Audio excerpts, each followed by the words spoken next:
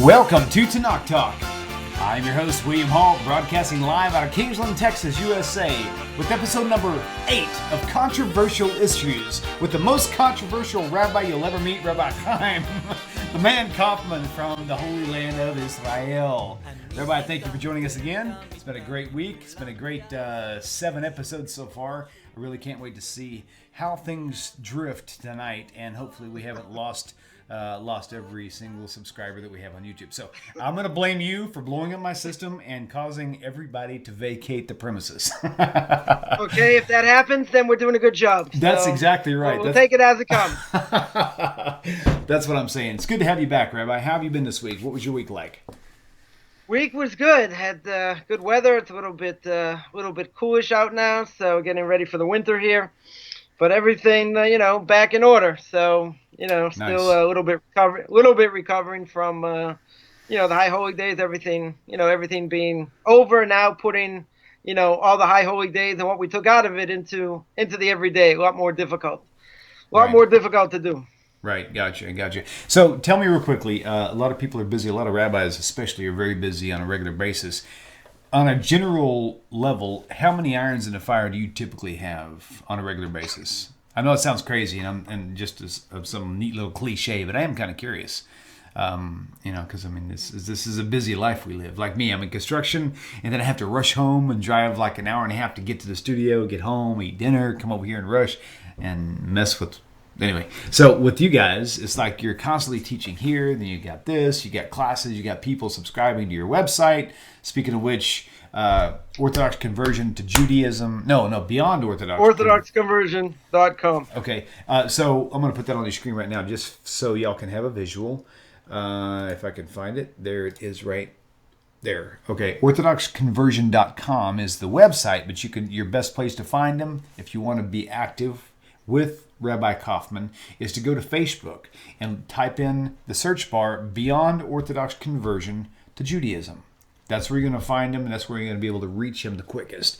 Now, the thing I really admire about what he's doing is for people who are even contemplating conversion, you want to contact Rabbi Coffman. Even if you can't convert, if you're stuck out in the woods and you know that it's going to be 5 years before you can convert, but you want to get a head start, he's the guy you need to talk to. You need to call him, get a hold of him on Facebook, communicate. I mean, Rabbi Coffman knows the ropes. He knows variable scenarios. There's so many different people who have different stories. I've got a dear friend of mine, Lon Cherry Holmes. He'll be in the studio soon, and he's been in the middle of his conversion. I know Rabbi Coffman is fixing to drop his jaw for 3 years now.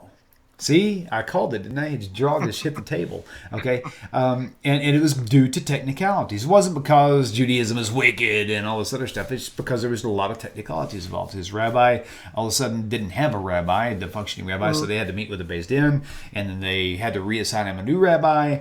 This guy, Lon, is probably one of the smartest people I know. He learned Hebrew in 3 months, fluent, and he studies it like mad. He's just addicted to Judaism. And so this guy should have been converted in 6 months, not 3 years. So all these different stages of conversions, people really have lots of questions about it. And so if you're one of those people watching tonight, call Rabbi. If you're not sure if you want to convert to Judaism and you just need advice, talk to Rabbi Coffman. He's your go-to guy. You need to search him up, send him a friend request. I don't know how you do the subscription to the Facebook thing, but you gotta do you have a way to join one of your Facebook? Is it a page? Is it a group? I have 2 things. I have actually it's Beyond Orthodox Conversion, which is stuff I put up about Parsha, other things, and actually I have a group called Orthodox. It's a good question what it's called, actually. it's Orthodox Conversion to Judaism. Orthodox Conversion to Judaism, the real deal. That's what I called it. So I have a group there. People can ask questions, put stuff up. If I allow it, I'm a sort of an enlightened despot. So if people can interact there as well. Okay, So Rabbi, do me a favor. Yeah. Calm down, because you're making my green screen freak out. That energy coming off of you is just, it's lightning. Yeah, okay. I'm just kidding. Just I'll do a quick shout out to the viewers. We've got about 16 live right now. We've got Michelle comes last, spiritual Talmud, Michael Fairclough, Timothy Wilson. Shalom to all of y'all. It's really nice to see Jacob Daniel.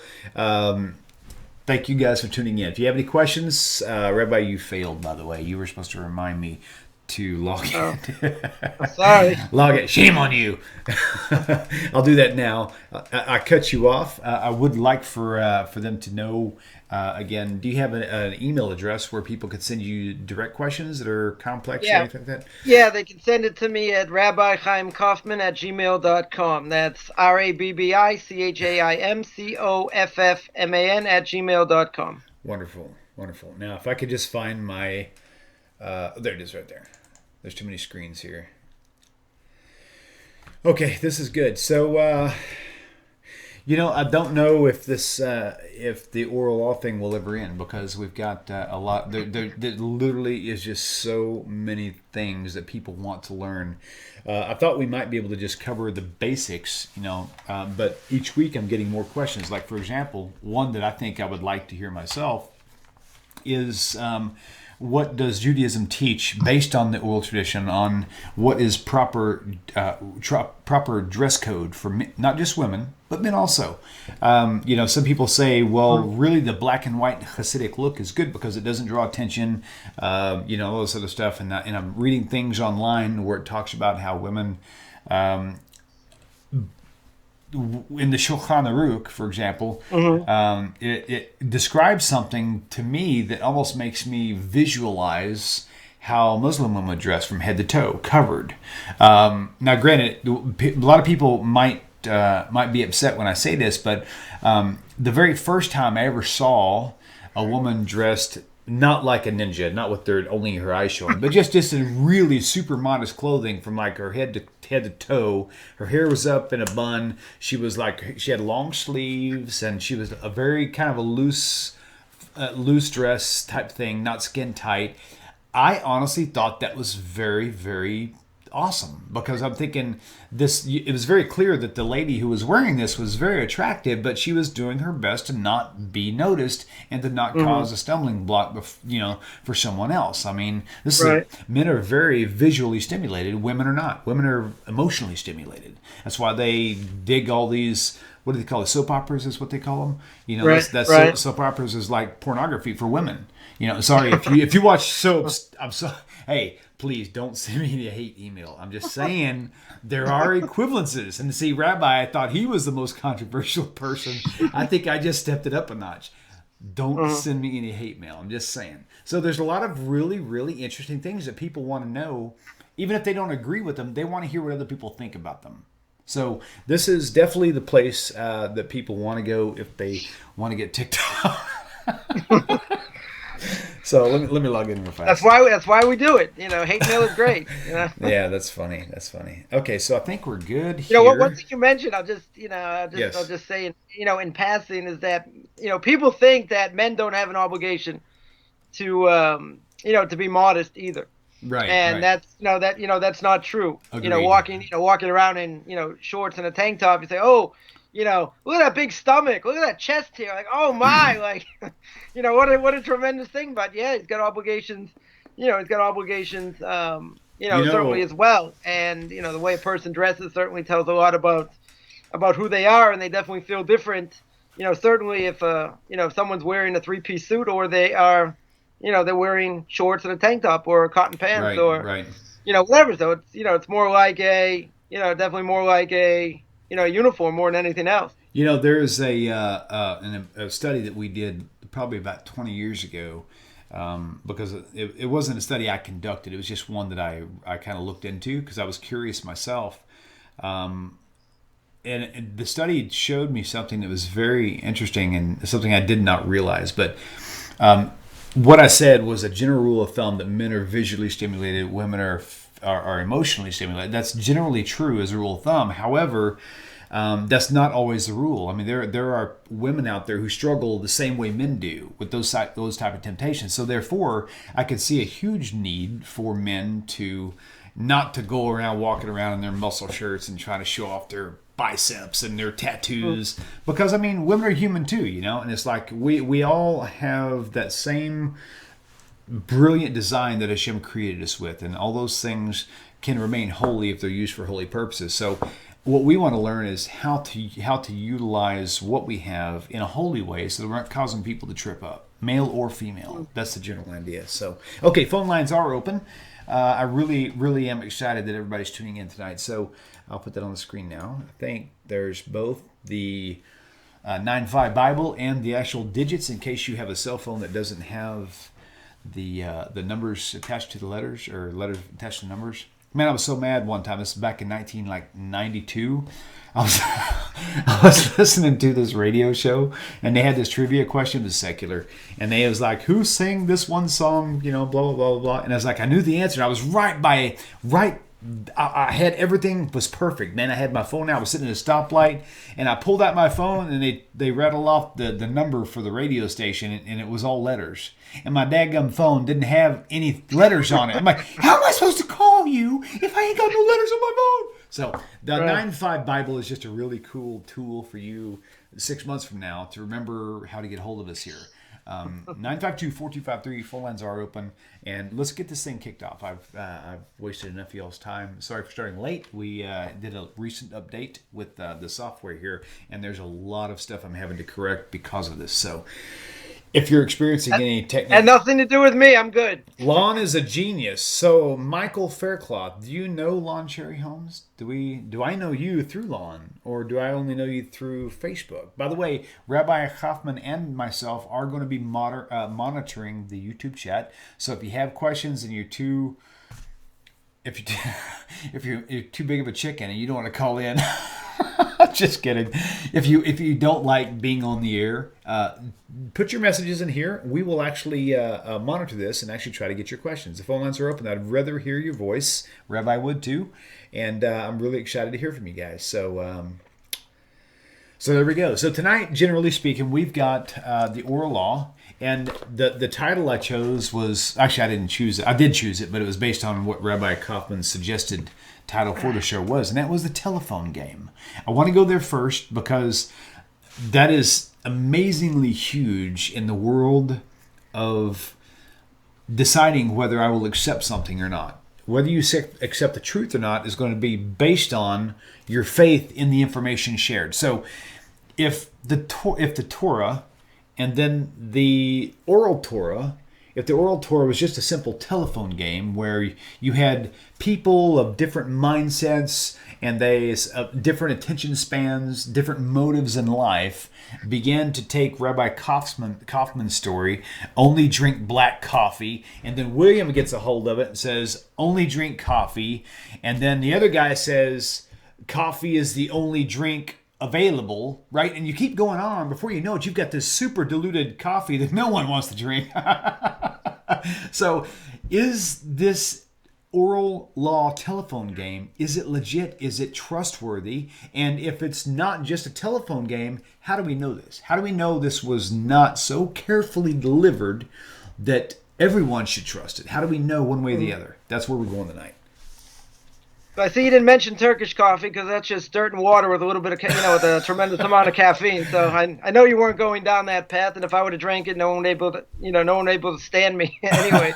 So there's, right. When we speak about oral tradition in general, this is a major issue. Why? How do we know it's true?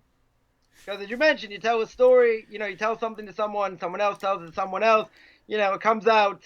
It comes out very different. I'll tell one story, before I get into the actual, thing, which help explain it. There was a Arab terrorist in jail, and as he's reading the Bible, he sees it's on Passover, and he sees his Israeli jailer eating a pita sandwich. So he says, but doesn't it say in the Torah? Imagine an Arab terrorist. He says, doesn't it say in your Torah you're not allowed to eat? You're not allowed to eat any leavened product on Passover. So he said, that applied. That was 3,000 years ago. It's not the same as it is today. We're the new Jews. That's an old tradition, etc. And this guy wasn't a Rhodes Scholar, obviously, this Arab terrorist. And he said, so what did he learn from this? He learned that if someone doesn't have a connection to their history, right, they have no future, and it's only a matter of time, before we give it over. So this is Israeli jailer, says over, which doesn't understand what he's saying, but he's saying that how do I know that this is true? I mean, it happened 3,000 years ago. One event, just by the Exodus from Egypt, for example, which I think is a good example, and that is you have one event in history. You have one event in history that we have all kinds of things that resulted from this one event, right? We have the Passover Seder. You have matzah during the week. You have the 4 cups of wine. You have Elijah the prophet. You got the parchment that's put in the mezuzah.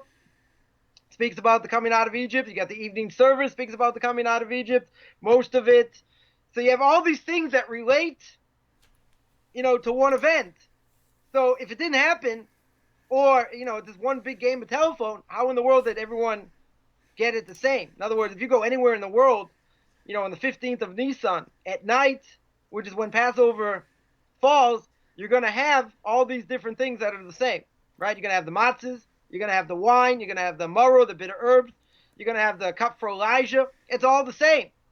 Okay, people might have, different things they do, different customs or whatever, but the main things, are going to be the same. So if there would have been one chain, right, one chain that would have been passed down, and then that was passed down to someone else, and he passed it down to someone else. So yeah, then it could be distorted because you only have one person doing it, and obviously if he wasn't, the brightest of all people, then certainly that could be, lost. But what if there were 10 lines? Let's say you play, in school, you play this game of telephone, right? If you play this game, if you play this game of telephone, right, then what you're going to have is, if you have 10 people doing it, then the result is going to be much greater, right? The end result is going to be much more remembered than if you only had one, Sure. if you only had one person. So therefore, it's transmitted to thousands of chains. Okay. Right? You have different schools, different thoughts, whatever, different people, at different students that they each pass down their thing to them. So if it's only one, you're right. Then you're starting to drink Turkish coffee, and then you say, "What's going on here?" Right? Then you start asking when bad things happen to good people. But here, that's one chain. If you have 10 chains, 50 chains, 100 chains, 100 chains, that's going to be totally different. One example is women to learn how to take challah, right? Or to light Shabbos candles, for instance. Where they learn it from? They don't learn it from osmosis. They learned it from their mothers. Right? It was, and where did their mothers learn it from? Oh, they watched it on YouTube. No, they didn't have YouTube. They learned it from their mothers. Right? So, yeah. Learning Torah goes from, from when a person's very young, until they get older. You have a child, a baby comes home from the hospital. What do they see? They can't really see that much, like seeing through cataracts. But what do they see? They'll see Friday night. They'll see candles. They'll see this light. They'll hear, good Shabbos. They'll smell challah. Someone will put sweet wine in their mouth. They're like, wow, this stuff is good. Forget milk. Forget anything processed like that. I want the real stuff. So the child themselves are learning about Shabbos even if they can't hear and speak, because they see it, they sense it, they taste it, whatever. Right. But they have that, through pretty much through osmosis. So also, if before we had, now everyone's got cell phones. No one remembers any cell phone numbers because they just write in who the person is. They say, oh, what's the phone number? It's like, gee, I don't know, dial 1.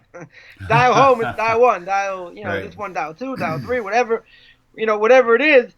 So they had to remember it as well. So it's not like this random series of numbers. You forget one number, or let's say you have a password, you put your password in and you forgot a letter, a number, a dollar sign, whatever it is, can't get in, right? So if you're missing a number from the phone number, from this phone number, that's it. You're not gonna remember anything, and you won't get to where you need to go. Right. So the Torah uses logical things and exegesis to actually figure that out. And how that was passed down. Also, you have a central message, And since it's such an important message, that's something that, since it's important, you're going to remember, hopefully, right? And therefore, since it's, Torah is central to our lives, it's all about where we came from.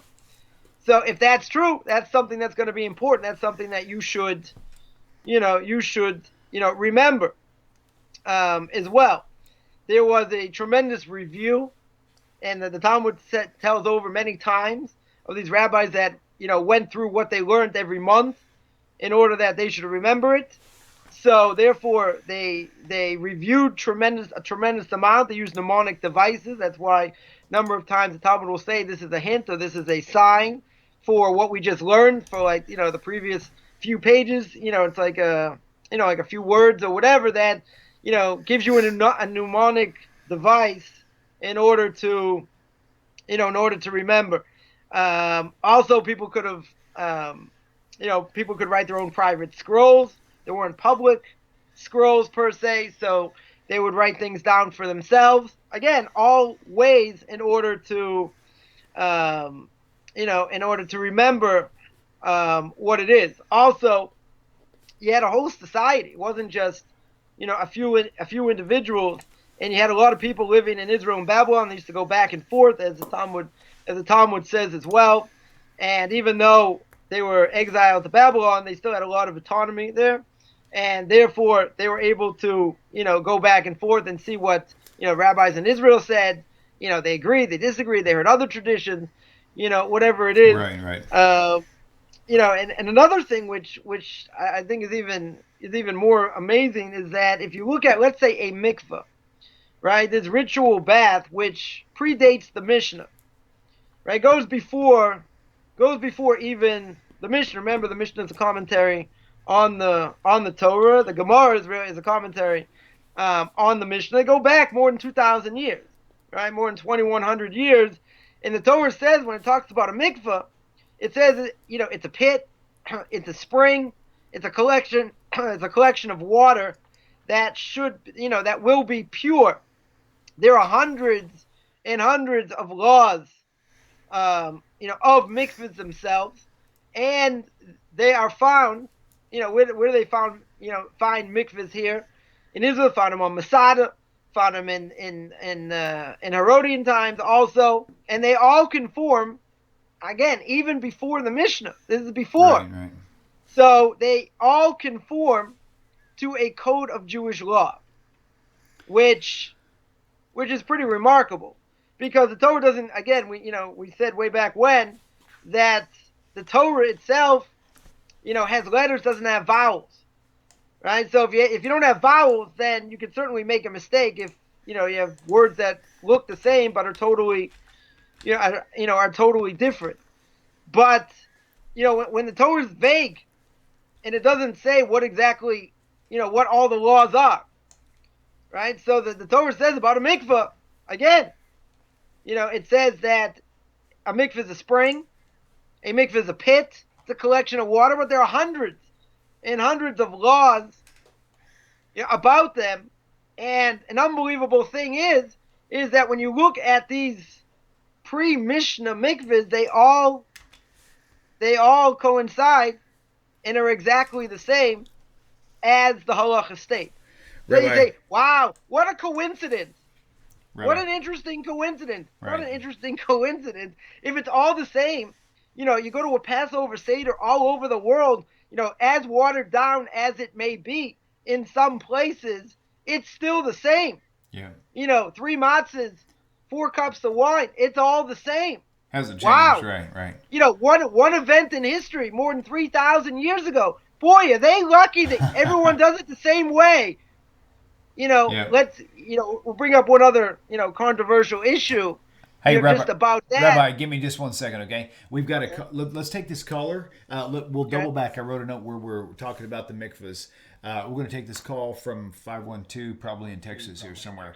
Caller, welcome to the show. Please tell us your name. Actually, before you do anything, if you don't mind, please turn down your computer all the way.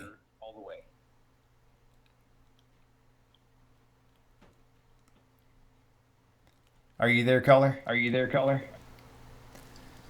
I think they laid the phone down. There's usually about a 30-second lag. We'll give them about 10 more seconds. I'm going to have to hang up and reopen the phone lines. I think there's a couple people trying to call in. I'm looking at the chat, the Facebook chat, and I'm sorry, the YouTube chat. It looks like Muzamil is trying to call in.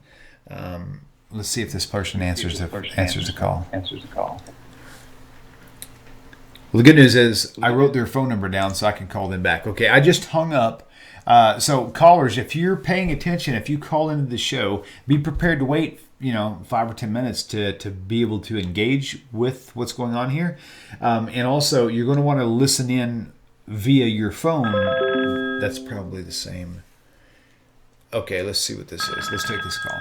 Welcome to TORAH Talk. Please tell us your name, where you're calling from. This is Don. Hi, Don. And I'm in Anson, Texas. Anson, Texas. Near Anson. Anson, Texas. Gotcha. What your area code is the same as a local number here? Did you used to live in the Marble Falls area? No, my area code is 325. Yeah, same here. We have 325 here as well. That's interesting. Oh, well, we're just north of Abilene, about 30 miles. Oh, okay. Well, Don, welcome to the show. Do you have a question for Rabbi Coffman? I don't know. I do have one sort of a question. This is the first time I ever caught you. I just want to tell you how much I appreciate your show. This is the first time I ever caught you live. I've been watching it YouTube, going back through, the stuff that's already been on there. Sure. And I've been watching quite a bit of it, and last night I found that testimonial part where you have people giving their testimonies about coming out of Christianity, and the other night, I watched one that was you did in June, and the rabbi was telling about somebody that was so lonely, and how did he connect with people. And he said everybody goes through it. Boy, I do know that experience a little bit. Man, I tell you what, Don, Rabbi Coffman, I send him people, not all the time, but a lot. I send him, when people contact me and they're talking about where they're at in their journey, leaving Christianity, and they don't know what to do. They don't know whether they should try to seek conversion. They don't know if they should, maybe they don't need to convert. And if not, what do I do? And again, I keep pushing people to Rabbi Coffman because he deals with such a high flux of people. So that you calling in tonight was no mistake. So I really am glad. Okay, well, I left Christianity. I don't know how many years ago. It's getting about 10, 15. I don't know how many years it is. I know it ain't 15, but it's quite a long time ago. And it was a scary ride, and I went through that withdrawal process like that guy was talking about, being lonely and everything. I watched some of those testimonials, and I really feel for the people who withdraw from Christianity and their family doesn't, and then they're really alone. The fortunate thing for us was, when we left Christianity, the whole family left. I mean, I got 4 kids, I got 13 grandkids, and 1 great-grandchild. Wow. And my rabbi in Jerusalem, and maybe you know of him, his name is Rabbi Richmond. If anybody knows the rabbis around Jerusalem, this crazy rabbi here might. He lives there. They don't want to know me. That's the point. I know other people. They want to know me. Like, hey Don, let me do this because I would love to hear more about your story. But we need to open the phone lines up for questions on tonight's topic. Okay, Send me an email. Do me a favor. Send me an email with your phone number, and I'll try to give you a call sometime next week if we can, and we'll visit for a while. I've been watching, and I'd never found your email. Okay, I'll tell you right now, and everybody else can I see this did too. write down your personal number. I will call that. Yeah, that'd be fine. Yeah, that phone line is Okay. definitely public. You can certainly do that. I don't think that I'm going to convert. I'm 69 years old. I'm not going to convert. God made me a non-Jew, but now That's I would fine. like to feel. I would like to feel like that I am the fourth house of Israel, or whatever it is that I have heard about. You know. Well, one thing is for sure, Don, is this. There is no need to convert to Judaism to be in a upright, perfect relationship with Hashem. That's for sure. So you saying you don't feel the need to, there is absolutely nothing wrong with that. Like you said, if God wanted you to be a Jew to begin with, you would be a Jew now. Okay, so the fact that you're not, just, if you can be a light to the nation where you're at, that's about the highest calling you could actually fulfill right now. Well, and right now is what I got, and I don't know. When the guy gets 69, he doesn't know how much more right now he's got left. Man, Don, thank you for calling. I'll look forward to hearing from you on the phone, okay? So give me a call. Okay. Okay, my friend. Thanks for calling in. Shalom, shalom. Okay, Rabbi, it looks like that was Michael Faircloth calling in from the 512 number. Okay. Michael, if you can hear me, call in again. I don't know why you couldn't hear me. This guy, Don, just called and we could hear each other fine. I'm guessing it might be on your end. If you called from a cell phone, maybe just make sure you've got good signal. That may be, there you go. Let's see if we can get him now. Can you hear me now? And no, I am not the Verizon guy. Maybe you're telling me the who. Hello, can you hear me? Welcome to the show. Is this the same number? I think it is, 994. Yeah. Okay, this is Michael. For some reason, your phone call is not coming through. Go ahead and hang up and send us a message on YouTube. I will read off your question, Michael, Mr. Faircloth, from the YouTube chat. So go ahead and hang up now. And since you can't hear me, and we will go, because I've got you cranked up loud. So if you can't hear me, I sure can't hear you. So I'm looking at the window now. Okay? Okay, so Rabbi, are you on the YouTube? Do you have the YouTube window open? Yeah, okay, I got it. Keep an eye open for Michael Faircloth and see. Or there's another one too we need to keep an eye on, and that is where'd he go? Musamil Muhammad. He's trying to call him for a question also. He's a Muslim friend of ours, and he calls into Rabbi Singer's shows. Got some great questions. So.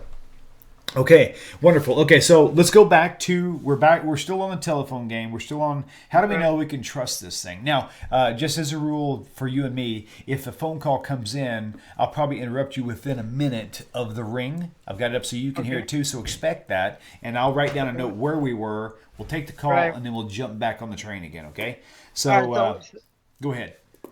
So one thing I was going to mention before we got interrupted there was about what went on in Ethiopia, right? In Ethiopia, there's the whole question about the Ethiopians being Jewish or not, probably a hot topic as well. And one of the reasons that I say that they shouldn't be considered Jewish and they have to go through conversion is because a lot of they lost, a number of the holidays they didn't have, and divorce also they didn't have, and they were mixed in the community of the Christians as well. So it raises a number of issues of if they really, if they're really Jews or not. But this is one good example of the fact that if the line gets broken, and if the chain gets broken, and there are things that aren't there, then you have a major issue, right? Then that's where the game of telephone, comes into play, where it got broken, and you can't say, well, look, they're bona fide Jews, they have all these different things. Yeah, but they're missing other things as well. So are you telling me that there are no missing links theoretically? Theoretically, there should not be. But I mean, if, in Russia, for example, what's the first thing they did when the Bolsheviks came to power? They took away the Jewish calendar. So Jews couldn't practice their own religion, right? And that's why you have so many Russians for years of communism and whatever, that got totally brainwashed and didn't know anything about Judaism because their oral tradition was taken away. So when you take it away, or you don't allow it, or things are missing and you have gaps, that's a recipe for disaster. So as things go, that shouldn't happen. And if you look in the rest of the world, that didn't happen. And it did get passed down. Right, didn't get watered down. They made it up as they went along the last 200 years. But, that chain is unbroken. If it does get broken, it can get broken for any number of reasons. 10 seconds. People can get dispersed. People can, there are wars, pogroms, other things. But in general, that shouldn't happen. Okay, very good. Okay, caller, welcome to the show. Please tell us your name. Where are you calling from? Hello. Hey, Shalom. How are you? Assalamu alaikum. Hey, Alaikum Shalom. Muslim, how are you? Fine. How are you, William? I am very well. It's a pleasure having you back on the show again. What is your question for Rabbi? Yeah, I've been trying to call you for.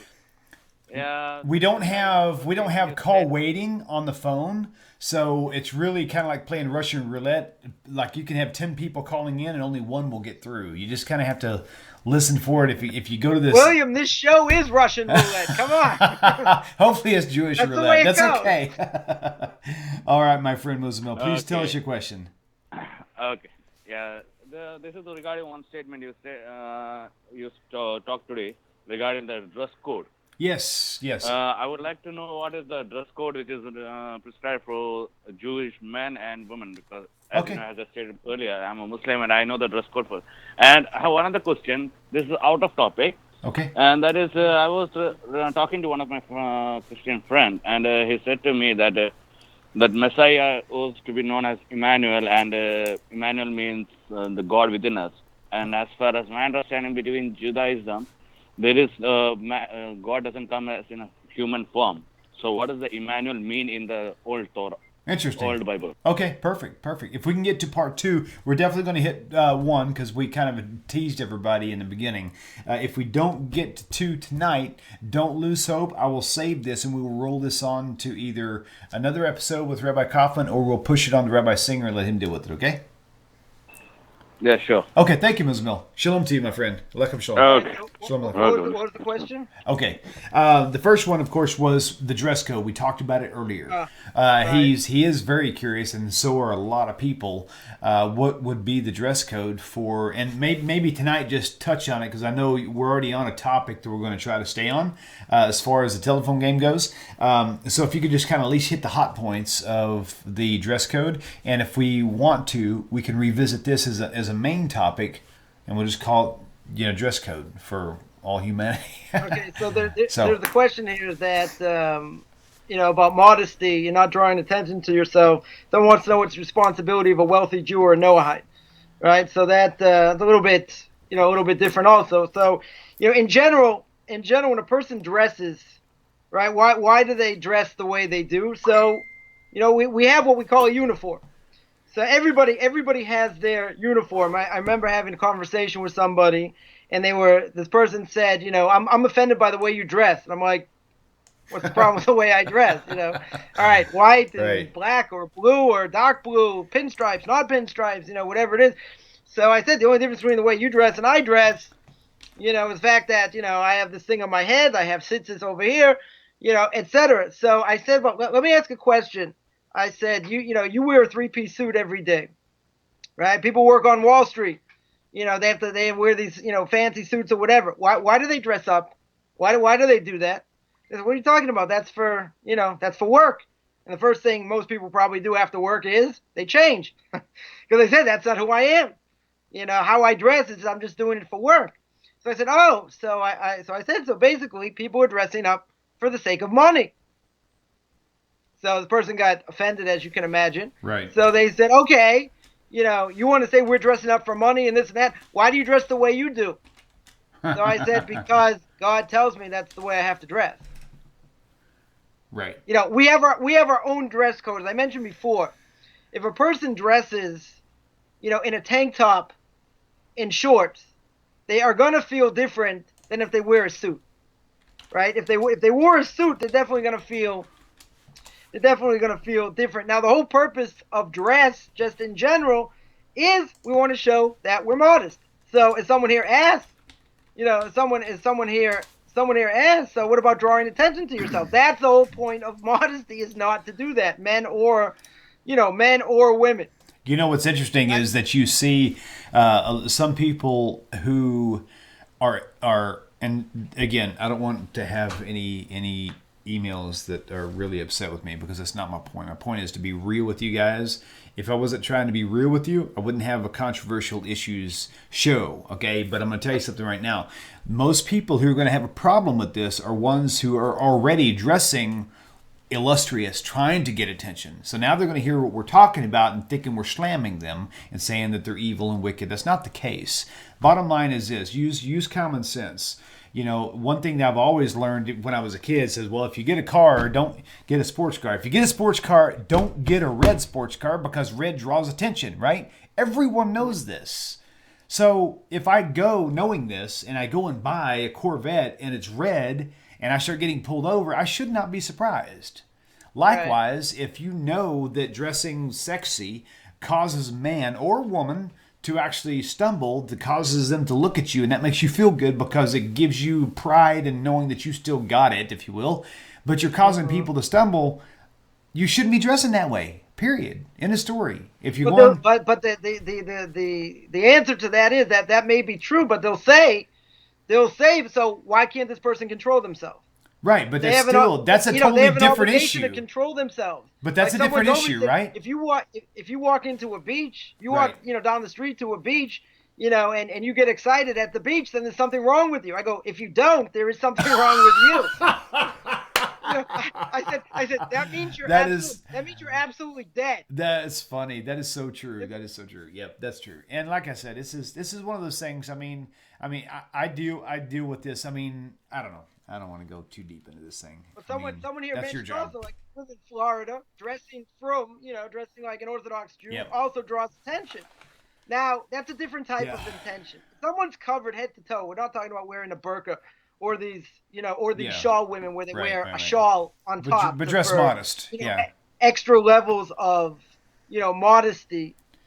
People looking, okay, people are going to look. That's not your problem. You say, wow, if I dress in a religious manner, people will stare more because it's 85 degrees, with 90% humidity, and people are going to say, oh, look, you're drawing your attention to someone else. That's not true. Yeah. You're doing what you need to do. If people look, that's their problem. But if you're wearing a short miniskirt and you're showing everything, that's something that's totally different. And likewise, if you're wearing... You want people to look. That's the point. And likewise, if you're wearing yoga pants in public, it looks like you're wearing nothing but spray paint. And that's just as bad. So just because you're covered doesn't mean that you're dressed appropriately. It's like you're in your underwear. So like it's the same. it's the same thing. But most people who dress the way they do, they'll say that it's not my fault. Okay. So Michael Faircloth, he did post it. He did post his question up. Let me back up to it here. With the talk of modesty and not drawing attention to yourself, I'm curious, what is the responsibility of a wealthy Jew or Noahide? I'm definitely not wealthy, just curious. Okay, Rabbi, if you understand the context of why he asked it that way regarding wealth, please. If somebody has money, why should they dress? Question. Why should they dress a certain way? I get it. That's a really good question. Okay. Now, obviously, the Torah speaks about modesty and being modest, and if someone draws attention to themselves, this is another bring up another controversial topic within the controversial topics, and that is that if a person is successful and they flaunt what they have, what can happen is they draw unnecessary attention to themselves, and it causes people to be jealous. When it causes people to be jealous, they give that person what we call the evil eye. Now, the evil eye, the Talmud says, kills 99% of all people. Now, that statement has to be understood. But what it means is that even if a person has and someone doesn't have, you could cause them to be jealous. Right? Now, it doesn't mean that a person, can't enjoy life, etc. But you definitely want to be more modest in the sense that if you flaunt it, and people look at you and say, oh, look, he's got it. He's going to flaunt it. He's going to show what he has. People are not going to think so nicely of that person. Now, it's his right. He has money. But if he shows everything that he has, why is he doing it? He's not doing it for modesty reasons, that's for sure. He's doing it because I have it. I can show it. And if someone gets jealous, if someone feels bad because of it, that can open up a file upstairs, and God can say, okay, this person's suffering. This other person's causing him to suffer because he's flaunting what he has. Let's open up his file. Let's see what he's doing. Let's see where he's holding. And if he's, and if he's not holding where he should be, that could cause him tremendous pain in any number of ways. So if a person has, you definitely want to be more modest. You definitely don't want to flaunt it to make other people jealous. Second part of the question is, what about a Noahide? So a Noahide doesn't have to dress up, like a Jew.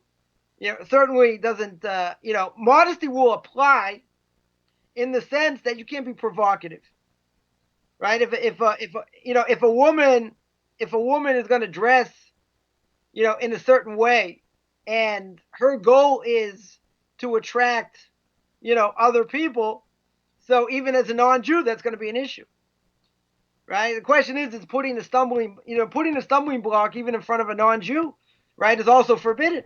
Right. That that if a non, you can't put idols in front of a non-Jew, and if he acts on it and bows down to it, you transgress because you put it in front of him. So you see that there's this idea of a stumbling block in front of a non-Jew. Then the question is, can the non-Jew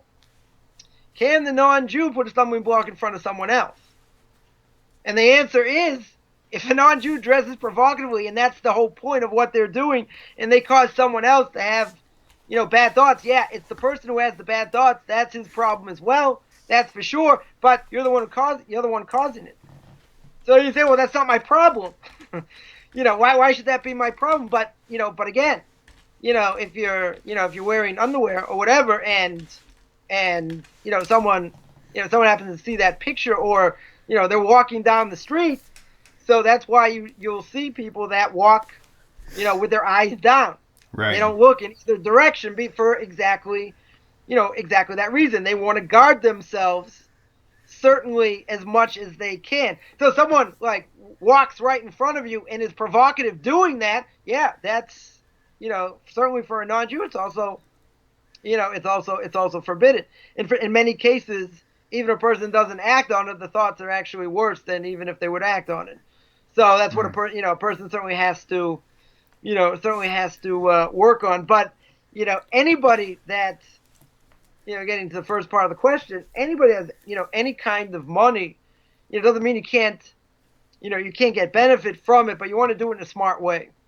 You definitely want to do it in a way where people are not going to be jealous, because if you make people jealous, that you can just write your own death sentence in many ways. And even if you don't necessarily do it, but people feel jealous, so people say, well, what if I don't have such a fancy car, I don't have such a fancy house, but people see that I have money and I'm doing this and I'm successful in other ways. People can be jealous of that. That's not something you have to worry about. You have to do what you need to do. But if you go about flaunting it and bragging about it and say, look, I have 5,000 people on TORAH Talk. Everyone's coming to see me. Look how great I am. Yeah, that's not a good idea. Right. Even if it's true, but it's not a good idea, because then people are gonna talk, and people are gonna say negative things, and people are gonna say, oh, this guy thinks he's so great. I wonder what skeletons he has in his closet, or what he does, or other things. That is an absolute and can be a death sentence. So this idea of the evil eye, just for a second, if you don't believe in it, it doesn't affect you. Even though the Talmud says 99% of people die from it, if a person doesn't believe in it, it can't have an effect on you. But in general, we definitely want to guard ourselves, against it, and not put out there for any way, shape, or form that someone should, someone should feel bad about what we do and open up a file upstairs. That's like the last thing you want, because then once that file is being opened, and it's going to get scrutinized, who's going to come out 100%, on the right side. Okay, let me drop the same topic question. April Naforis from, by the way, for the viewers out there, she's got a great Facebook group. that's growing pretty rapidly. She is my Facebook moderator. I'm sorry, my YouTube moderator on most of the shows, April, and her group on Facebook, which you'll identify her in the YouTube chat, is Leaving Christianity and Finding the Truth in Torah Judaism. Go check out that group. It's really, really awesome. They got a lot of rabbis. Rabbi Coffman is in that group, as well as probably half a dozen or more other rabbis who are there to answer your questions for you. So she has reminded me that Patsy Ryan would like to know, she's also on Facebook, she would like to know what, how does Judaism view capri pants? They're the ones with their pants, but they're feminine. They come down past the knee, kind of like mid-calf. And let's just assume, so we can narrow down the question, that they would be kind of loose-fitting, not form-fitting, just, kind of modest, and cover it for a Jew and for a non-Jew. So if any, they probably still have, jeans or, other type of pants, let's say, that are specifically made for women. So some will say incorrectly, they'll say incorrectly that, what's the problem? It's made for women. Because there's a Torah prohibition, men can't wear women's clothing, women can't wear men's clothing. So, what if it's specifically made for women? So a woman who's going to wear pants, let's say, so obviously there's a tremendous difference between pants and a skirt, because pants you can see, you can see the figure, skirts you can't. So therefore, if, it doesn't matter if it's made for women, they're a little more feminine, whatever the case is, it's still going to be the same, right? You can still, you can still see the split. That's, that should be forbidden. Capri pants should be the same thing. Okay, well, I will say this. Most women that I've seen wear capri pants, just to clarify, the ones that are being modest, a lot of them actually will wear a shirt that is more covering, that like literally drapes over them, probably down to about mid-thigh.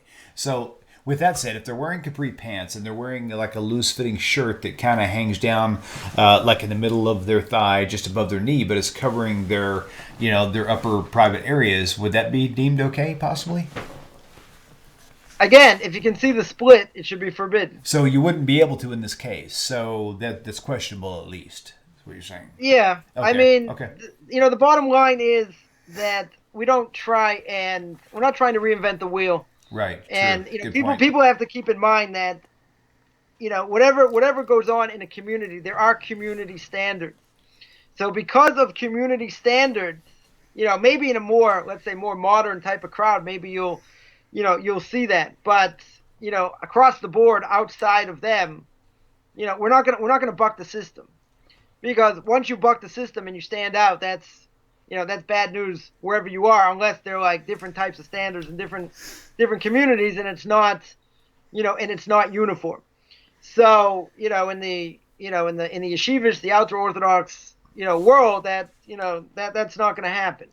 That's certainly not going to happen. Could be in a more modern crowd. People will wear it. You also see women that cover a quarter of their hair with a baseball cap. So they say, well, don't you have to cover all your hair if you're married? Yeah. So people say, so why do they wear, why do some women wear a baseball cap and you can see like half the hair like hanging out? So I said, it's a problem. Okay. So how do they get around it? I said, they don't. It's wrong. Okay. I'm not going to, The phone line's closed. You just brought in the last question topic of the evening. Okay. This is something that I've heard probably one of the most talked about topics in the realm of women's dress code, according to Orthodoxy. Okay.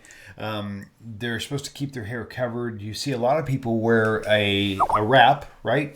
But then you have, you see synagogues where women won't wear a wrap. Instead of wearing a wrap, they will cover their natural hair with a sexy wig.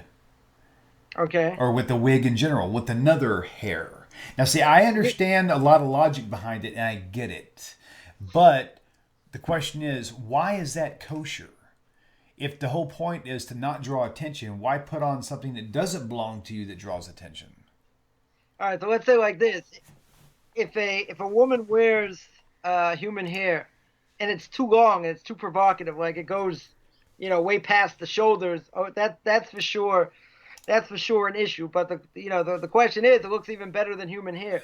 Now remember, right. that human hair, that if someone has a wig, even if it's made from the best, from the best human hair, they have to keep in mind that, hair is something that attracts people as well. Did you ever see somebody with a wig, twirl their wig hair trying to attract someone? Right. I don't think so. It looks kind of funny. I remember my early days being religious. I lived in a certain community, and I always just see this married woman, like wear scarves or wear hats or whatever. And then one day, I saw she had hair. So I was like, wow. I was like, well, what happened to your head covering? She went like this, and it moved. I was like, oh. I was like, I got it. I got it. But like, if you do something like that, as sexy as a wig may be, and as long and as flowing and everything else, I mean, if it moves, you just lost the whole effect. Right. That's why Sephardic people are very stringent. Because of that, many Sephardic rabbis will come out and say that's totally forbidden, right? To wear a wig, any type of wig. For that reason, because it looks exactly what you said. It looks even better. It looks even better than the regular hair. So therefore, cover it with, a scarf, a hat, a turban, whatever it is, but don't use, human hair. The other side will say it's not your own hair. It looks even better, even better, and it's more groomed than, and everything else. That, that may be true, but, it doesn't, it's not exactly, not exactly the same as if you had, your normal hair. If you're trying to attract someone, you can try this at home. Put on a wig and start twirling it, and if it starts to move, see, wow, I'm so attracted to that. Look at that hair fly over the place. Kind of like that's true. Kind that's of like true. that, like the Beatles. Right. Like that's the Beatles. funny. So go ahead, take this mop and move it. Okay, boy, is that sexy? I'm gonna run after that person. People might say that. That's funny. That all right. That's a little bit much, but. I think that's very true. That natural hair, I think, is a lot more tantalizing than hair that someone else's hair, which people may think is kind of gross, but someone else's hair that's on your head. I think that's more of a. Oh man. More of a reality. But again, people do. That like I said, many Sephardic rabbis come out against it because it looks exactly like human hair, looks better. So that defeats the purpose, and the answer to that will be, even if it does, it's not your own hair. I'll tell you what, this has definitely been a juicy show. I hope nobody tries to delete it off YouTube, because this is really good. This is stuff we all need to know, man. I'm telling you. Beyond Orthodox Conversion to Judaism, Facebook. Find Rabbi Coffman there. It doesn't matter what your question is. It doesn't have to be about conversion. It can be about not converting, whatever. If you just got a general question, seek him out, find out. He'll help you out. No problem at all. Also, check out his website, orthodoxconversion.com. Rabbi, you're the man. Love you, man. Shalom, everybody. Thanks for tuning in, and we will see you same time, same place next week, Hashem willing. I was going to say Shavua Tov, but that's long gone. See ya. Oh, man, what a day. Later.